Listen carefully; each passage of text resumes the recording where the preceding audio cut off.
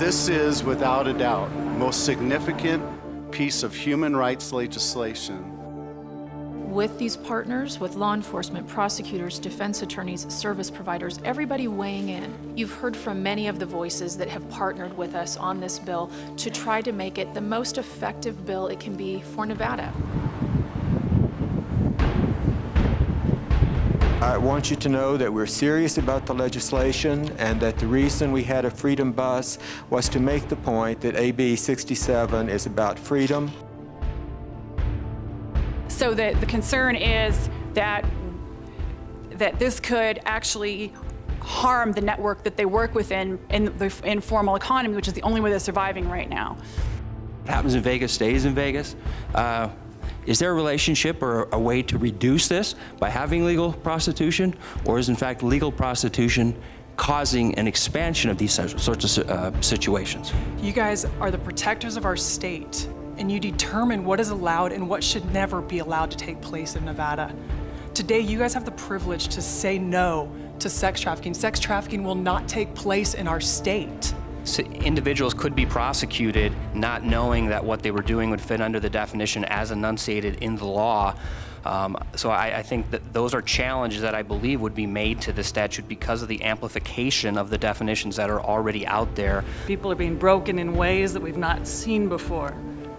We must equip this state to respond. And we found almost all 300 people coming from different ethnicities and groups and cultures supporting this bill. I ask that you support AB 67 to help other sex trafficking victims to have an ending to their story more like mine.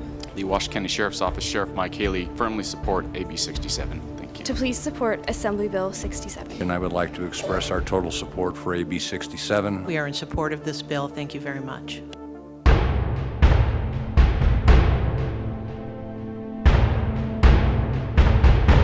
These seats are the people's seats. These seats are not our seats. And whether or not any of us gets reelected in 2 years or 4 years, that's not what we're here for today. We're here to represent our districts and pass good, strong policy that will survive the test of time. And so I would encourage witnesses that come before us and communicate with the Assembly to keep that in mind and encourage us to do just that. I would hope that members of the public don't want us so worried about an election in 2 years that we simply can't do the right thing.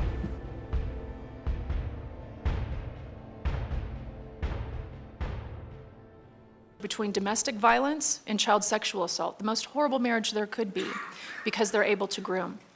So what do we need to do? Everyone has indicated the law has to change. 43 states have changed their laws to mirror what we're trying to do here. So they're sex trafficking laws. And how did they do that? They also used the federal definition of sex trafficking, and that's what we're intending to do here. So we're all speaking the same language. Those laws have been tested. We know what we're talking about, and we are casting a net that is capturing how this crime has evolved. I think you used the term girls generically and not to reference the underage victims of these crimes. It seems to me, it's always seemed to me in prosecuting these cases that when it comes to underage girls, juveniles, there really is no such thing as voluntariness or consent. And I know we're going to get into that issue in this bill to some extent.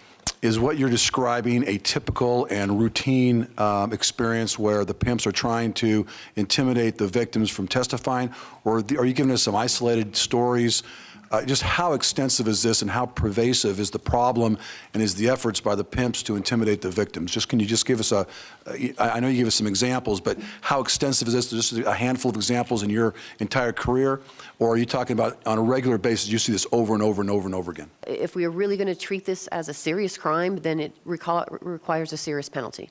There are similarly situated crimes that have the same type of penalty that we have put in our bill associated with this.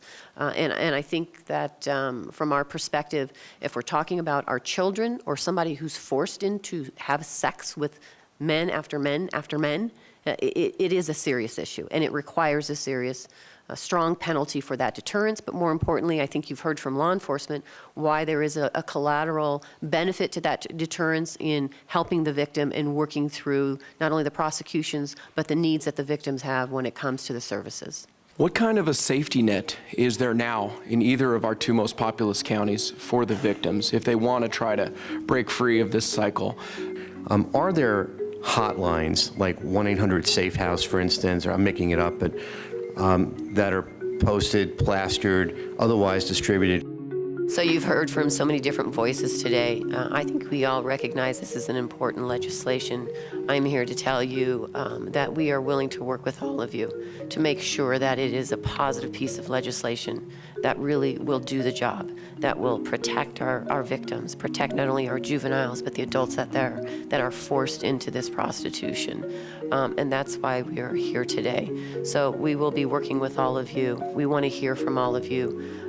Your concerns, and I know collaboratively we can move forward. The most important thing about all of this is we need to take back the rights of our children. We need to take back and protect our children and the young adults who are being victimized. And I look forward to working with all of you. We all look forward to working with all of you. Thank you very much.